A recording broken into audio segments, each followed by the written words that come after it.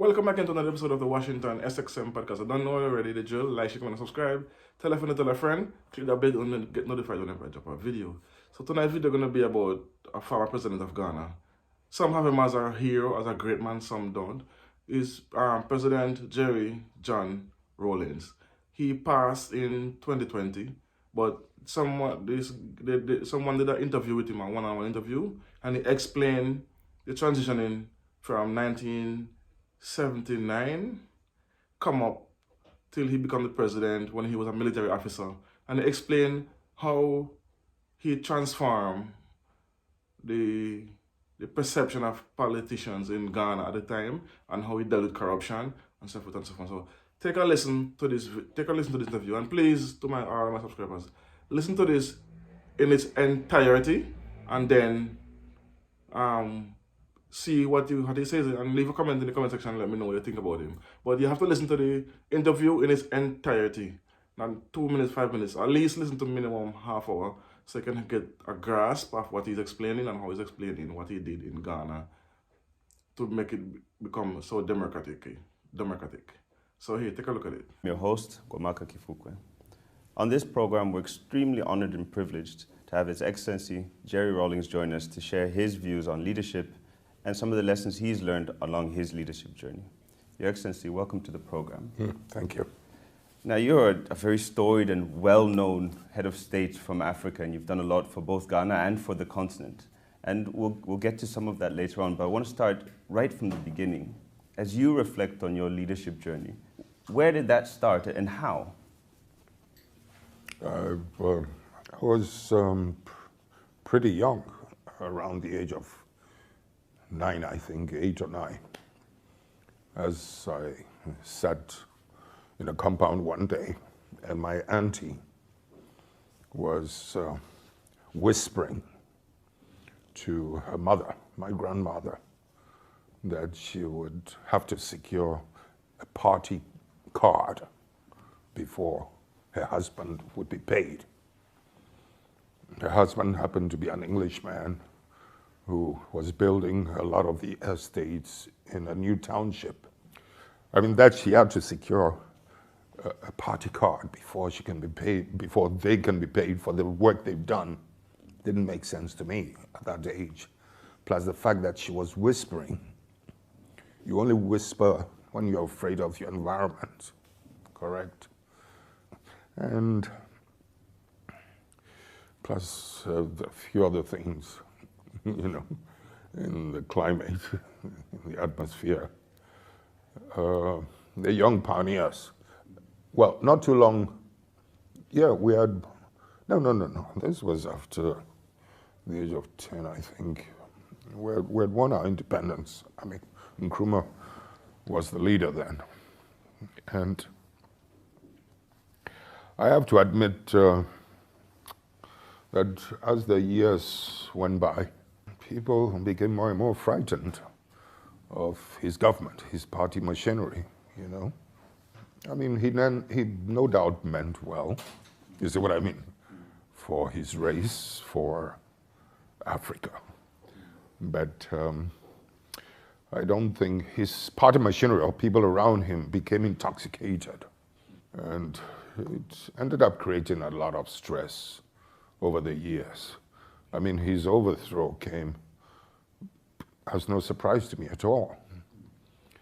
Even at around the age of 15, when I was in school, secondary school, boarding school, one of the minister's children dropped a cake of soap, brand new, as he removed the cover. And it was a fairly clean bathroom, a common communal bathroom. He refused to pick up the soap. Yes, he went to look for a new cake of the Lux soap or whatever. And all kinds of things. You know, you had situations where we respect and admire our teachers. When you end up with a situation where teachers that you admire are afraid of students because of who their parents are, does not go well for the political climate at all. So it created a lot of animosity. against Nkrumah's government. Sure. No. And for you, on a kind of personal, familial note, was there anything in particular about your household or the culture that you were raised in that made you kind of sensitive to, a sense of injustice and that kind of responsibility and equality that clearly seems to be coming through? Was there anything in particular that? Yeah. I can cite you another example. When I left school and joined the military academy into flying, the Air Force, after about 3 months of hard training, we were all invited individually and interviewed. And I remember there were these two white guys. The question they were asking me was if I could see myself someday enjoying a drink with my colleagues, fellow cadets. I think I understood what they were saying, but I pretended I didn't. So they asked it again and again. The third time I said, I think I know why they're asking me this question, because they find me snobbish. I snub my colleagues. Yes, I do. And that's because where we live, the quarters, the military quarters, every room has been assigned, a batman, like a manservant. And I don't like the way they treat them. My colleagues treat those manservants. And when I look at them, it doesn't appear as if any of them grew up in homes where they had house helps or servants anyway, and to come here and have this privilege and be treating people this way is something, yes, I don't like. And that's why I snub them. But the reason is that I grew up in homes where there were servants. But the point is, you have your responsibility. You do your sweeping, you lay your own bed, etc. And the servant has his or her responsibility. So in effect, you end up growing up respecting each other and appreciating and behaving like brothers and sisters. You understand? Yeah. And in the process of growing up too, I've worked with laborers during holiday vacations, etc. And I've grown up with people. I did not grow up and allow anything to take me outside the orbit of reasoning, the empathy that we must necessarily have for one another. So. That's interesting you say this because, of course, you had a storied career with the military, which we'll come to.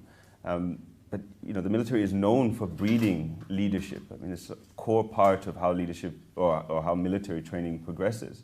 So in your case, actually, the leadership responsibility was framed outside that. Did you find it difficult to reconcile this with the kind of military regiment, or were the two quite No. for you? We got along.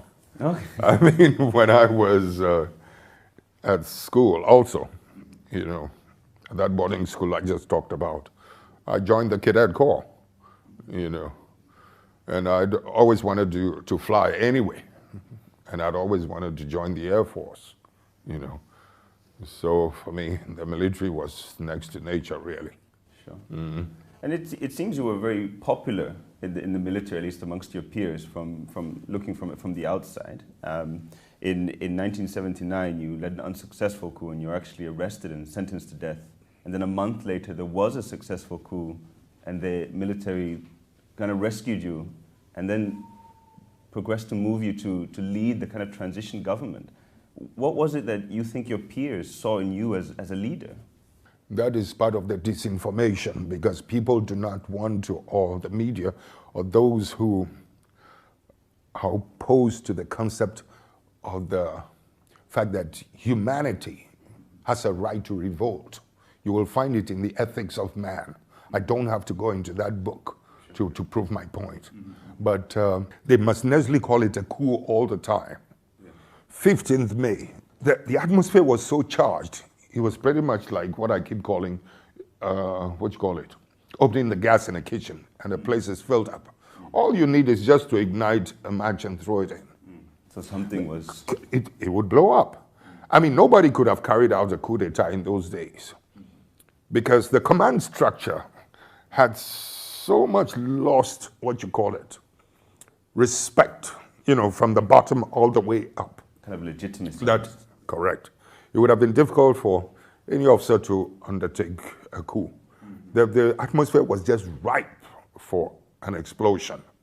My concern was that if we didn't hurry up as young officers to attempt to rescue it, to arrest the situation, ahead of 79, the extent of rage would not have reached that depth or that height, but we waited too long. And that's why the atmosphere, not just in the military, the whole nation was calling for blood, blood, blood. So you've got to understand that 15 May, I was full of rage too. Yes. And all I had to do is to ignite it. I didn't need a whole battalion. 10, 12 people is all I had. And we were in a position to do so. But at the last minute, I decided no, I couldn't. Because so many innocents would be killed. Yes. Officers, their wives and children, etc. The extent of rage amongst the rank and file was too much. So I decided no, I wasn't going to ignite it anymore. And I asked my boys to go to have some rest because we were as ready as midnight. Incidentally, the night is a more secure and safer time for people who want to do violence. Yes. The daylight has a restraining effect, naturally. So I thought I'd ask them to get some rest and would start around 3 o'clock in the morning. I changed my mind without letting them know that I changed the plan, was to arrest the armored squadron, the armored vehicles, and demand for a confrontation with the generals. You know, that a change must take place. Something has to happen. So that would use dialogue to make the change. And of course, I knew the new change, the new plan was kind of risky. And that's what happened.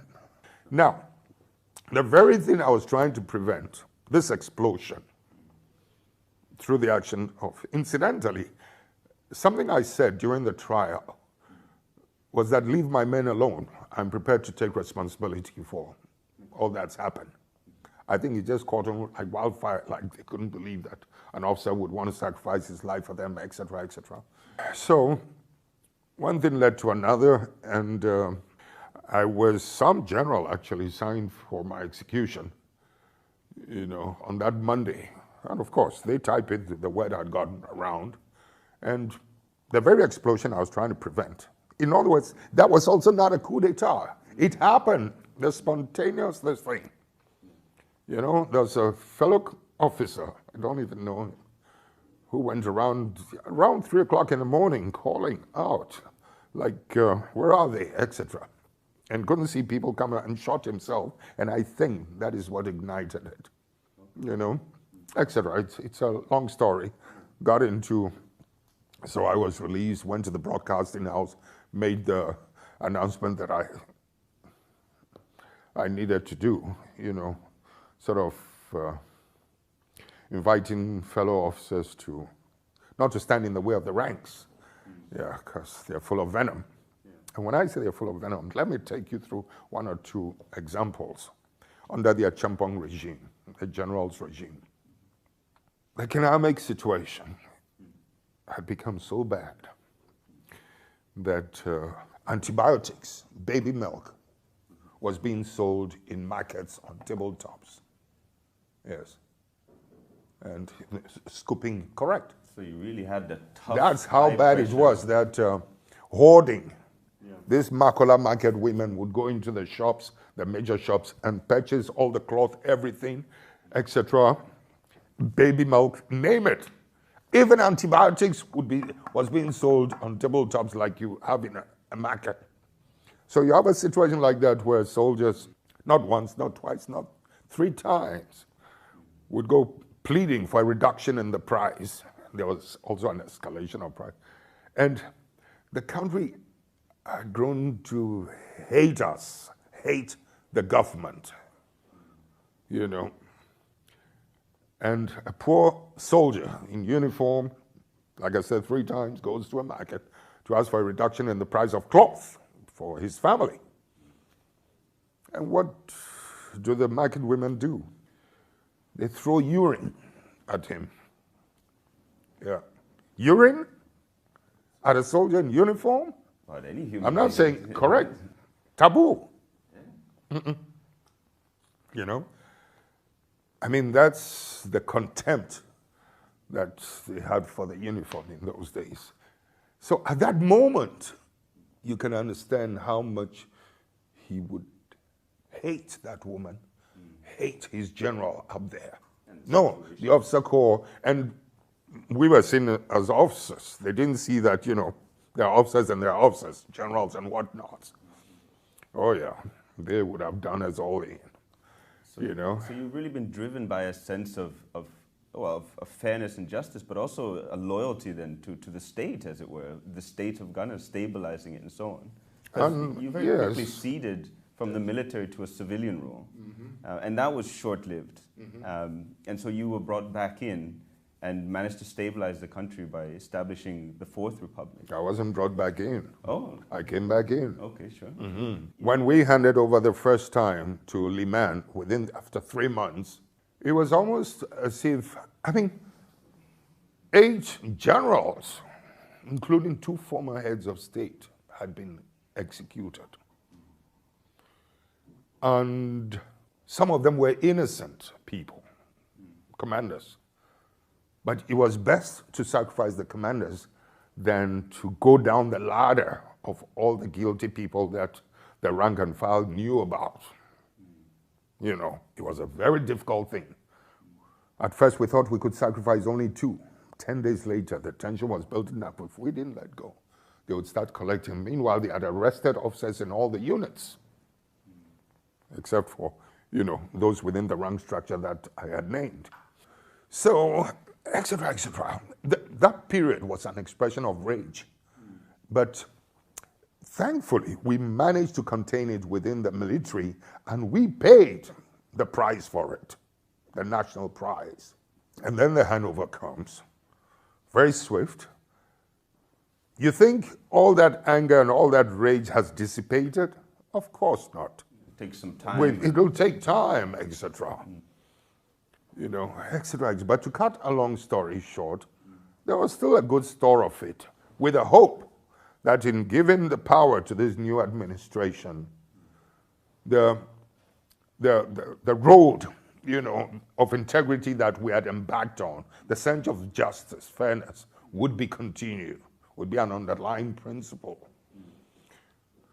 But no, the nonsense did not only start, the state security machinery started arresting and persecuting soldiers in various units and started harassing me. Yeah, they attempted to eliminate me on 2 occasions. Yes, of course. And they started giving back, the courts started giving back the properties that had been confiscated, ill-acquired properties that had been confiscated. States started giving back. I mean, So you were going back to that situation. correct. Okay. You know, very disrespectful of human sensibility and sensitivity. And no sense of history. Correct, Chief. So, this time round, don't forget the first time, the ranks felt that a lot more people should have been executed and we wouldn't have it, I wouldn't have it. Age was bad enough.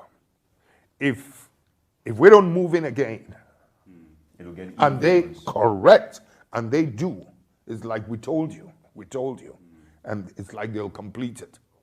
So I had to take the lead again and set my leadership from the beginning so that I would, and I immediately converted all that anger into productive energy. And that took a while, and you eventually then It did. took over as a civilian leader. Oh yeah, that took quite a while. But our best time was that first 10 years of a revolution. And I remember, what's his name? And the whole of West Africa was actually getting ready to burn. Many governments fell, go look into it. And Nigeria was on the edge of the precipice to fall. And everybody, or most countries, wanted to have it our way. Because up to that point in time, most of us in Africa, West Africa, knew nothing but corrupt governments, one after the other. I remember when the Western powers and the media started talking about, what do you call it? Terrorism, etc. I pointed out into their faces that you're now talking about terrorism when governments in Africa were terrorizing us, the citizenry. I mean, where were you? Some have still not let go of the machinery of terrorism. It's like some of them still believe that's how to rule a people, you know? And along with it goes heavy corruption, you know? It's most unfortunate. But let me get back to the point what were you asking? So about this kind of that transition to a civilian government and how, whether that was, I mean, it seems it was second nature to you that eventually that was the right way to go. Yeah, what I was going to say actually was that the first 10 years of that revolution, when we didn't have the constitution, was our best time. It brought the best out of our people. And that's why I was saying, I mean, because it's a revolt. And you're expressing all of Yes. So rather than pitching inside, you use it creatively. Yes, a rejection of authoritarian rule and all the foolishness of the past, so that the people actually took hold of what now belonged to them. In a kind of, I suppose, a cheeky question, is it easier, in your experience, was it easier to rule in that period than it was later on when you now have this constitution that, you know, you're trying to build institutions that are democratic and fair? Yes, I understand you. Yes, it is. It was easier then. Easier then because of the spontaneity of the people. I think are good-natured by nature, if I'll put it that way. So then, and I'll be very honest with you. When we had to introduce multi-party and go, you know, constitutional, the West has a way of saying we became democratic after 10 years in 92. We did not become democratic. We introduced constitutional rule from that point. But the democracy started from that point of revolt. Because the people then... Correct. I mean, they had never enjoyed so much freedom and creativity and a sense of purpose, a sense of justice for so long. It was beautiful. But the introduction of that thing was like the old carpet, the old blanket, the old cover was coming back, you know, people where equipped they, to be they, able they to would manipulate. feel disempowered, correct, etc. So what was happening was, I have to confess here, that State Department, of course, the IMF and the World Bank, don't forget that Western powers had tried for a long time to overthrow us, and it just never worked. That's how come they resorted to having Shagari throw out the million Ghanaians in order to save his regime, because his regime came out of a military situation also like ours. At the time that Liman, that civilian regime, came in after 79, he also emerged. This man, you know, we've had a revolt, they haven't. You're messing up, so we come back. So Nigerians just wanted it badly also to deal with the history of corruption in their country. So that is what endangered Shagaris, and they thought a way out would be to destroy the revolution in Ghana. This is a regional problem and we've dealt with it, and therefore things at home kind of calm down. Oh, they thought, you know, it would. But the nature of the African, as usual, I mean, everybody had a home. Everybody, you know, we just absorbed them and we just continued. So it endangered his regime because Nigeria wanted to deal with corruption too. This is finally, I mean, coups have attempted it, they've become corrupt, etc. This is probably the first time that somebody has emerged with a solid of integrity, known integrity, in a very corrupt situation. I mean, without a coup d'etat.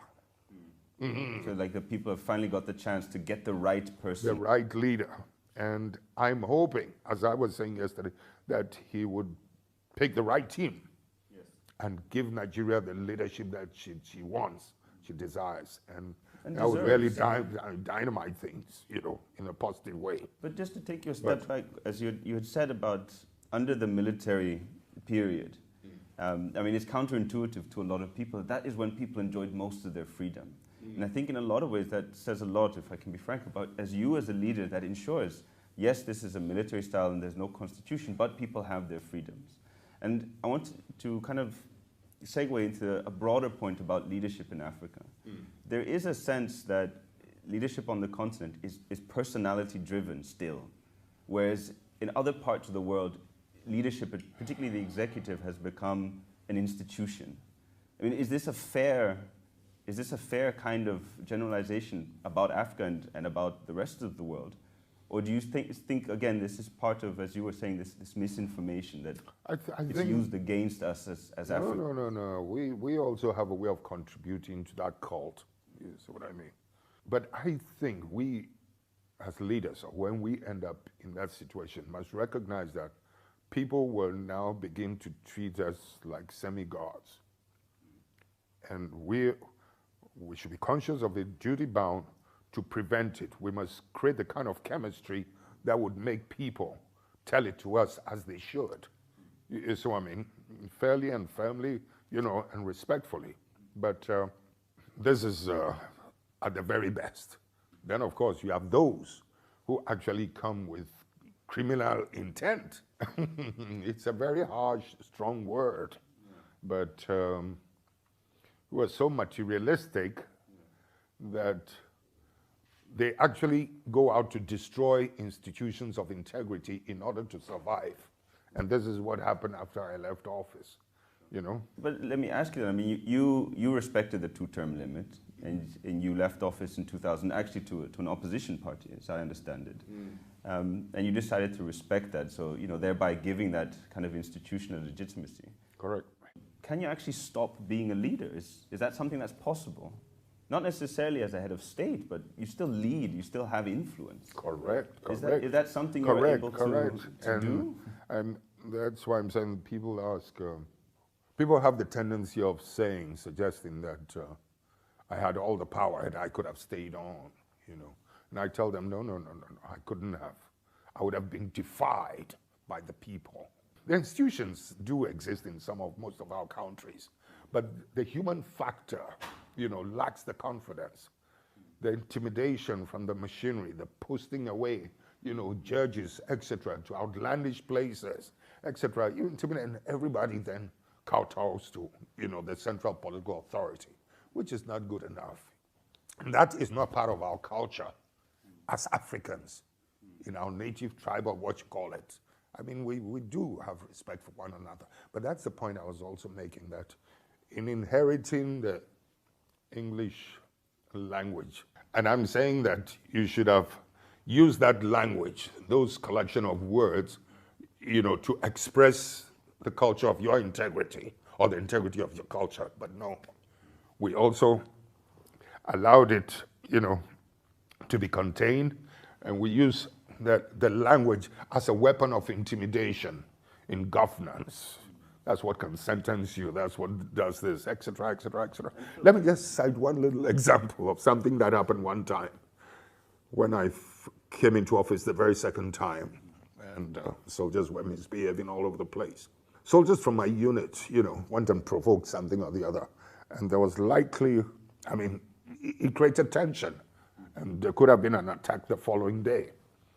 And I was thinking, I mean, what can I do to prevent this thing in a very genuine way? I thought about it and realized the solution was right there. So I called some of the senior warrant officers and said, go and see your counterparts in the other unit and indicate to them you're coming to see them at 5 o'clock, 5:30 the following morning. That was all. That was all. Tension began to dissipate, because in our culture, you know, when something serious, genuine, spiritual has to be dealt with, you call the children, the parents call the children, or whoever they are, the elders, wake up at 5 o'clock in the morning, 5:30, sit and deliberate on the issue. And resolve it. And resolve it, because it's seen as a very genuine, serious situation.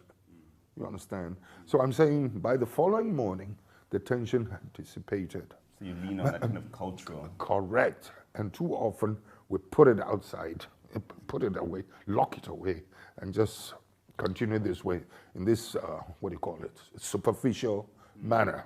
And this is why I'm saying that I respect Nigerians a lot more in this respect. They've not, your lady, what's her name? The MC, she is smart, huh? Brilliant. I mean, she is, these are the kind of people, they are role models, and she's perceptive, a wealth of information. In some parts, in some political areas, we bury people like that. We suppress it. We don't allow them to shine, to be role models. And that's part of the problem we have. There was a lady who talked about Chinua Achebe. She's very right. I read Chinua Achebe as well. I was at school, and how impressed I was, and I read the other one. What's it called? Another one was written by, along the same lines, was written by Ayikweyama, a Ghanaian. Ayikweyama's book had the title, The Beautiful Ones Are Not Yet Born. Yes, very famous book. As I grew up, and I was seeing so much brilliance, so much integrity, you know, like all the people at this conference yesterday. As I was beginning to notice people like that in my country, in those trying, corrupt times, that's when I realized that no. The beautiful ones are born, they are there. It's just that the political climate is not allowing them the opportunity to shine and to provide leadership. That's it. So I didn't feel intimidated by, you know, having to take over at all, because the people to lead us and to provide whatever to help us are there. I suppose They're the same there. for leaving office. You knew that there were people there. Correct. You know, and that kind of brilliance is, excuse me, is created by, this is brain power. This is, their self-esteem is in the ability, their brain power, their intelligence, etc. It's not through the show of materialism. You understand? And they're there. We should use them, you know, to provide the necessary leadership. Okay?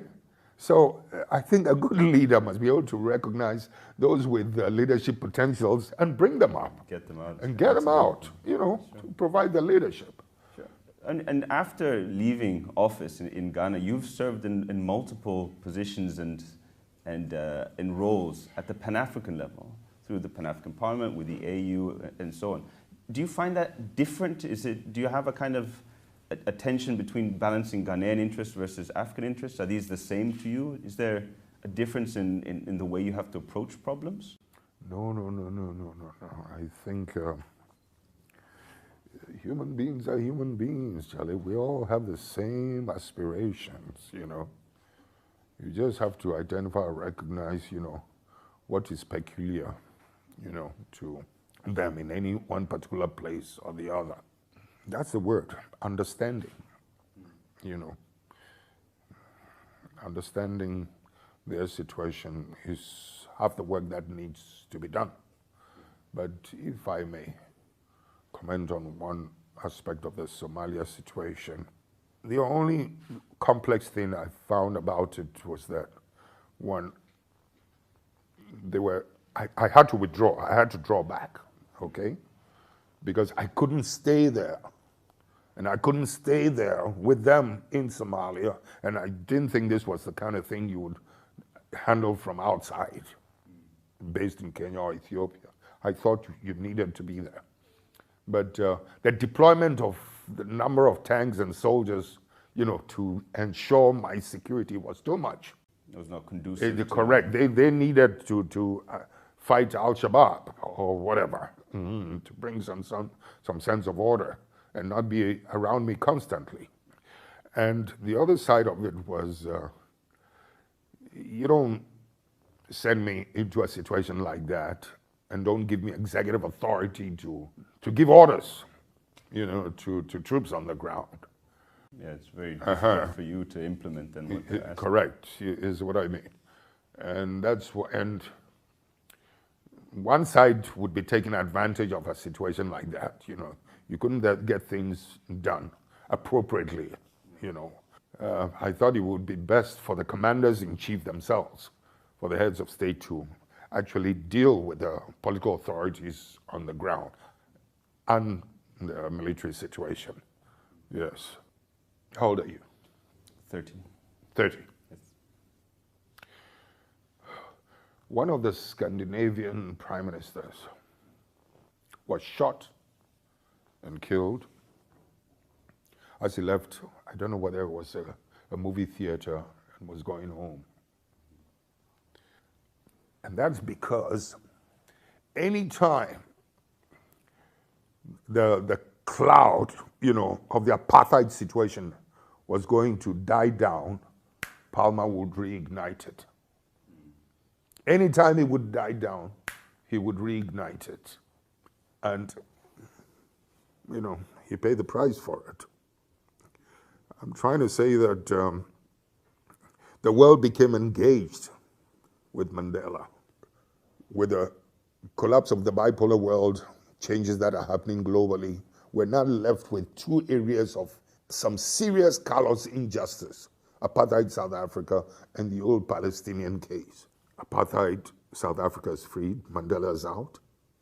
Why are we still seeing the sin of the Palestinian persecution? So it's this failure to mobilize for that. And I'm saying that, you know, that kind of situation is affecting the psyche of humanity. Yeah. And if we cannot deal with that kind of injustice, it will continue to percolate down and spark little pockets of injustice in places. Yeah. We need to restore the greenhouse cover of international political morality. It'll take the energy out of fanaticism, because part of it is directly related to the manner in which these Palestinians are being treated. It's unconscionable. And the silence of Africa shocks me, you know. And that's why I was saying that, you know, let us not keep dreaming of peace, the kind of peace, the unique kind of peace and stability. After all, they're Muslims. The unique kind of peace and stability we're asking for. It wouldn't happen if we're not heard voicing, even if nothing happens about it, we ought to be heard voicing, you know, our rejection of that kind of situation. But if I can take you back to an earlier question, just as because it was the second part of it. As a former head of state, you're remarkably candid and very open and outspoken. And this is quite unusual, particularly for African former heads of state. Can you kind of glean us or tell us why that might be? Is there anything different about you, or is it that the situation doesn't allow for this? I don't know. I mean, this is the way I've always been since I was a kid. This is my freedom. You know, I used to say that I didn't go out to want to be a president or a head of state. It was my pursuit of justice that put me in the seat of the presidency, you know. So coming off it has not changed me in any way. Not when the circumstances I can see are still unjust. So those that I can speak about, I will. Those that I can do something about, I will attempt to. Yeah. And then just in kind of in wrapping up the interview as well, I just want to hear a little bit about, you know, Jerry Rawlings, the individual, you know, the husband, the father. How do you balance this with this persistent pursuit of justice and high office? I mean, how, to put it very bluntly, how do you relax? How do you unwind? How do you attend to those other things that people tend to overlook in leaders, that, you know, you're a human being too? It's difficult to relax, you know, in this kind of situation.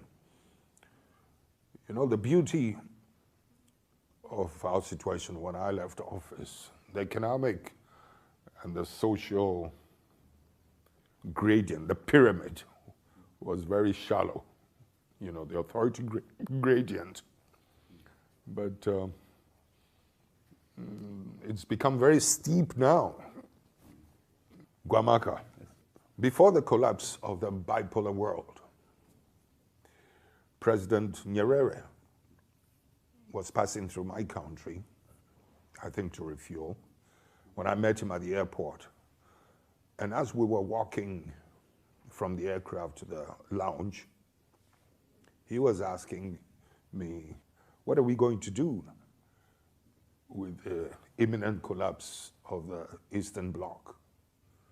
You know, because their socialist policies, you know, served as a counterbalance of a sort to the capitalist, whatever it is.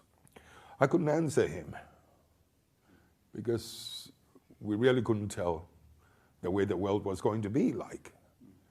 And, but I ventured a little suggestion that, well, the capitalists are Christians and they've been touting the values and the culture of democracy, and that's supposed to be at the core of their struggle, their fight. You know, so maybe the world might turn out to be a better place. The very Pope John Paul, who contributed to the collapse of the Eastern Bloc several years later, indicted the economic practices of the world with the words, the savagery, in his pastoral letter, the savagery of capitalism. That should tell you what became of the world after the collapse of the bipolar world. Yeah. Nepotism, the privatization of power, both economic and political, has been the order of the day. So, and further down, several years later, what did President Carter also say? He indicted America. He reproached America and said, you've lost your moral stature. And in a way, this is why the world was so expectant. This is why Mandela became such a powerful figure after him. The world, America, found, what's his name, Obama, and he suddenly looked like a man of, with political morality. And the world was so expectant of his leadership, really. Because what had happened earlier was just too much. Incidentally, in case you never saw this, and I'm saying it as a reminder, many years ago, Dick Cheney, who became Junior Bush's vice president, used to be the Minister for Defense. You know what he said on CNN? That America's interest supersedes, overrides issues of morality. I saw it. I said, my God. That may be the case, but to mouth it this way, and we'll teach our enemies to fear us and blah, blah, blah, blah, blah, blah, blah. I felt very sad, very sad. But that has been the reality. Obama did his bit to hold it in check with the practices of some of these multinational entities and corporations, but the point is that it has assumed a life of its own in the rest of the world. And Africa, with its weak situation, vulnerable situation, weak institutions, has become the most vulnerable place, you know? And we get up and yeah, of course, the media is doing its job, portraying all kinds of little activities going on. Africa's on the rise, etc. Of course, we can see all these buildings, all these structures, etc. But I'm saying that it looks like we're being assimilated, you know, in the name of investment and these private entities, you know. We will continue to hold the short end of the stick for some time. Can we unchain ourselves? Can we get out of that grip, that hold, you know? It'll take people like Nkapa. Solid integrity and not materialistic, if you see what I mean. That is something that we've always respected about your country, Tanzania, under the leadership of President Nyerere. You've not allowed money, the monetization of your democracy, of your electoral process. But I believe you're in danger of having that now, like the rest of us. And that's not healthy, because you end up with a situation, right or wrong becomes politicized, as my daughter said a few weeks ago. Just the two kind of final questions. You've mentioned Mandela, Nyerere, and Carter. You know, to a lot of us, these are heroes and figures that we look up to as leaders. Were there any leaders that you did or do still kind of look up to who influenced you? Or was it more just, you believe in something and you're going to go and see what happens? I believe in something and I'll move on it. But as a young boy, my brother was 10 years older than me. So he worked in the resettlement sites. They were, with that same English guy I was talking about, they were building resettlement sites before the creation of the dam. And so during holidays, I would go with him into various parts of the country.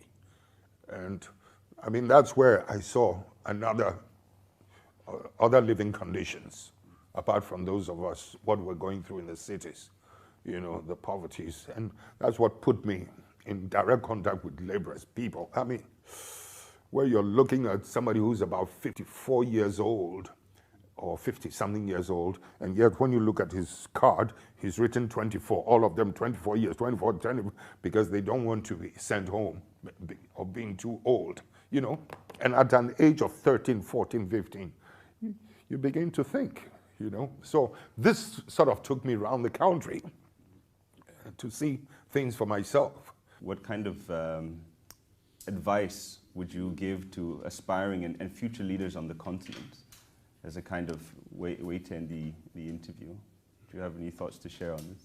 When I joined the Air Force, I was then with the communications squadron, and this also took me around the country and landing on airstrips all over the country, all over the place. And it brought me into contact with the naked poverty people were going through, the hardships, the brown water people were drinking. Later, when I came into office, I said something that shocked our people a bit, but I thought it was necessary because we needed to get water across, basic water, clean water to people. And I said, the water we use to flush our urine in the toilets is cleaner than what people are drinking in the rural areas. This can't happen. This cannot go on. No electricity, etc. So sometimes we would take off from a little town and the rest of the place would be in complete darkness. Meanwhile, I know there are towns, villages all over. It became too clear, and yet that's where the wealth was coming from, the cocoa, etc. The capitals, our towns, were nothing more than parasitic entities. So I'm saying that these experiences were stimulating things in my head, that this injustice is just not good enough. You're watching people aging ahead of their time. There was a time, I love water. Most weekends, I would go to the riverside and stay there as a young officer. Sometimes, with my wife also, and our first daughter. Just as a way of escaping from the stress and the pain in the towns, in the city. That period I was talking about, the urine time. One day, I would go diving for oysters with the villagers. And we used, you just use your breath. So that way, it gave the oysters a chance to also multiply and grow.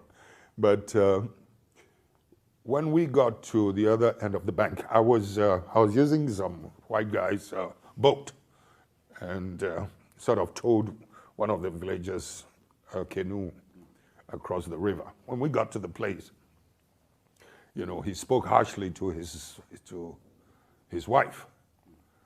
So I said, look, Kojo, you don't talk to her that way, your wife this way.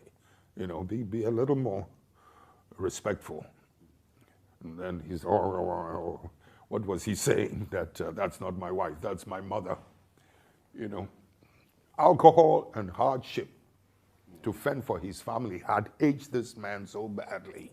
Needle and thread, all his daughters who would come diving with us, they only had just that one piece of cloth, and that's what they'd have to hope it dries up in time for them to cover up in the night. Jesus Christ, man. So here you are trying to avoid, these kind of scenes, and I come to run into another one. One day I was coming from his place, and there were two people on a canoe also diving for oysters. And a strapping, healthy-looking young man with his back to me had a rope around his waist, and the woman across did not. So I was saying, how come the woman's diving without a rope around her waist and you have a rope around your waist? When the lady across, said, because the man had his back to me, the lady said, that's my son, he's blind. A blind guy, had learned how to swim and put a rope around his neck. Many years later, when I came back, I went looking for them.